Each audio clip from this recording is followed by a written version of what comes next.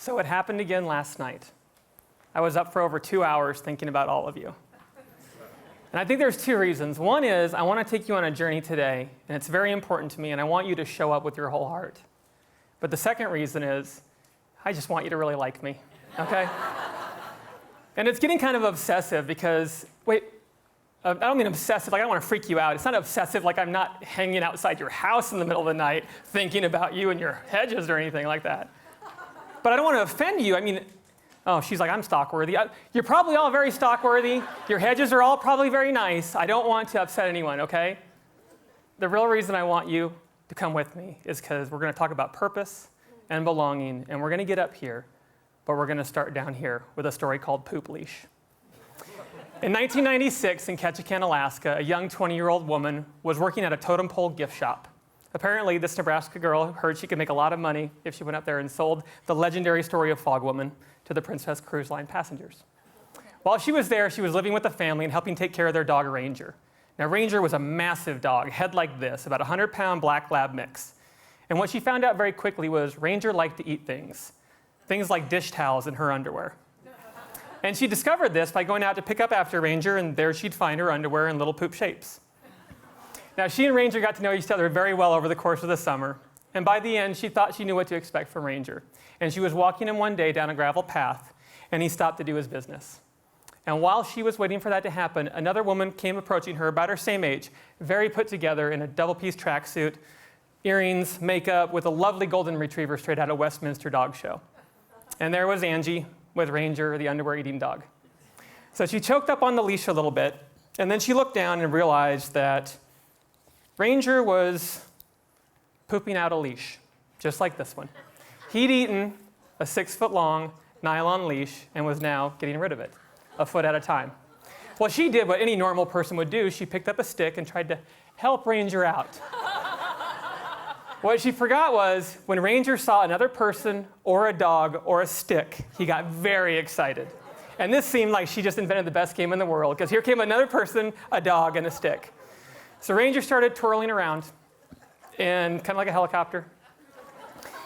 Eventually, Angie became tangled up in the leash, and as she was on her way down, she noticed the other woman with this look of just horror and judgment on her face, and she ran as fast as she could away from Angie. And on her way down to the ground, because she got all tangled up, the poop leash swiped across Angie's body. Now, I'm married into this story. This person is my wife. And I've been trying to think for 12 years, how am I ever going to work this into a presentation? And today's the day, right?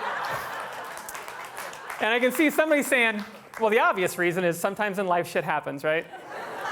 Or more accurately, life hands you a poop leash. But that's not why I'm telling this story.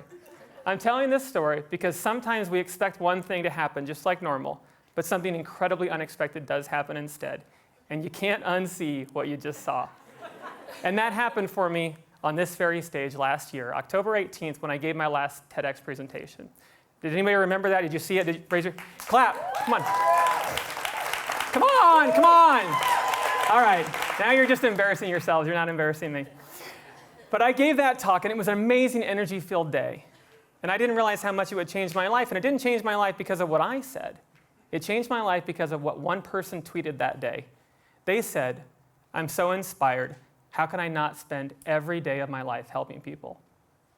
And that thought stayed with me. I thought, that sounds cool. But I was 37 years old, and I never thought about deeper purpose. And that really is the definition of deeper purpose. How do we consciously choose to spend our days helping the world? So thus began a quest, because that thought would not leave my head. It would not leave my life. As much as I wanted just to get back to work and go about my business, it stayed with me and it resonated with me. So over the course of the last 13 months, I've given myself wholeheartedly to the idea of helping people and following deeper purpose. And it's been a struggle. Some of the things I've done, I've started up my own business, which was totally outside of anything I'd ever thought about doing. I got involved in an immersive program for entrepreneurs who want to live aligned personal and business lives, because we don't often do that. We often try to balance. We don't live in alignment. And I've done things like meditate, exercise, eat right, etc., just to try and gain clarity about this issue. And I've also said yes to some interesting opportunities that help me understand better about purpose. And one would be volunteering at Camp Catch Up. This is a camp for kids in the Nebraska foster system, siblings, who've been separated from their siblings due to either adoption or foster care system. So I want you to imagine, think about your siblings. Think about being 5, 6, 16, or 18, and being separated from your family. Your parents are gone, and you're actually separated from your siblings. So 362 days a year, you live apart. 3 days a year, there's created a very magical, safe place where you belong with your siblings. And that became the definition for me of purpose. When I belong, I'm on purpose. When I know I'm doing the thing I'm supposed to do. But here's the problem for me. Most days, I am miserable. Because where my heart wants to go, my head and my life are pushing against. And if you've not done this yet, I encourage you to think about this. There's 5 things that your head is trying to do that keep you from following your heart when it comes to purpose. The first is, we like to be competent. Anybody here really competent at what they do? Please raise your hands. Oh my God. Hope you're not with your coworkers because they're like, yep, I told you so. All right. We like to be competent. But to say, here's what I do professionally, and I did the same thing for 8 years, all of a sudden I want to follow purpose, that's to be totally incompetent at something if you've never thought about it before. That's very uncomfortable to us. Our head does not like that at all. The second thing is, we love to-do lists. Anybody here like to-do lists? Raise your hand. Oh, I love these things. I'll have a to-do list, and I'll get something done. I'll go look at my to-do list, and it's not there. And I'll be like, well, it needed to be done. I did it. So I'm going to write it down, cross it off, all right? You don't get a cross off purpose. Every day pretty much starts from zero. It requires introspection and helping people. You're not just going to, I help people, and that's it. Every day is back to zero, and that is a mind shift. The third thing is we like certainty. We like it in ourselves, and we like it in other people. So when I went to my employer and said, hey, I'd like to take a sabbatical to do this startup, we got into a business accelerator, I'm going to be gone for about 16 weeks. They said, fine. But when I told this to other people, they're like, wow, but aren't you afraid that your employer will be like, we don't want you back, and your startup will fail, and that you won't be able to find another job, and your wife will leave you, and your kids will leave you, and you'll end up on the streets fighting another homeless entrepreneur for a sandwich in a dumpster? Well, shit, man, now I am. Now I'm very worried about that exact possibility happening, right? We want to be certain, but you'll find other people like certainty too. And if you're on a journey that doesn't have an endpoint in mind yet, it's very uncertain, and your head will fight your heart every time for that. The fourth reason it's so difficult, and this was an interesting one for me to discover, is our children. Anybody here have children? Please raise your hand. Keep your hand up if you have the most amazing, adorable children in the world. Well, this is awkward because I actually do, okay? But they're not my purpose, okay? They give depth to my life and emotion, but they're not my purpose. And this was, again, hard for me to understand because I said, oh, I'm going on this journey for purpose for my kids. So however far I get, they can see what's more possible, and they can get further than me. Well, I just put the burden of finding purpose on my kids instead of taking ownership over it myself, and that's wrong. And the last reason is we like to think linearly. So if we think of time, we think of a start time, an end time, and then here's just life. And maybe you find your purpose. Maybe it's this knot right here, or maybe you find it early on, it's this knot right here. And that just implies days just continue to happen. And that's what I was thinking before, but what I realized after that TED Talk, we have to think dimensionally about our life. So here is a jar with a grain of orzo for every day of my life before I gave that last TED Talk. And why orzo? Because it was on sale at Trader Joe's, and I love me some Trader Joe's. But here we are. And I got to share with you some days of my life, like when I met my wife and meeting Dr. Seuss and some great things there. But if I think dimensionally, I'm thinking that every day is something new. And October 18th was a brand new day with a lot of weight to it. But then every day I am given this gift. And I have to make sure it belongs.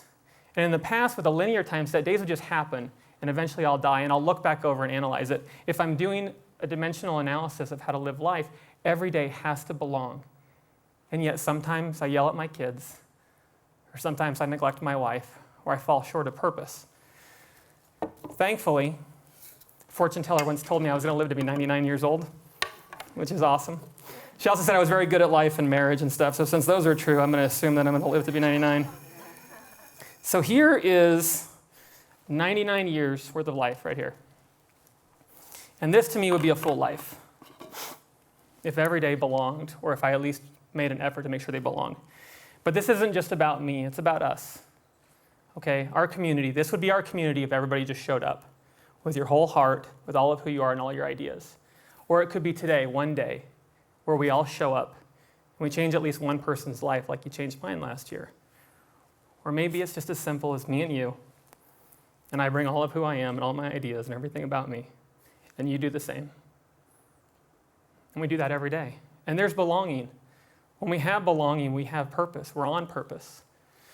And here's the problem, and here's the real reason I told the poop leash story, because it wasn't about the stuff I told you, it was about this right here, is if you see anyone struggling, and you start to pull back, and you take back a lot of who you are, they will do the same, and they'll go back to hiding in certainty and to-do lists.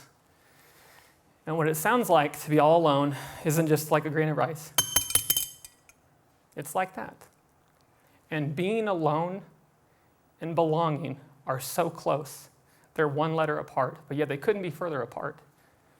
So why would you choose not to show up? Maybe you're just waiting to be invited. Well, you are.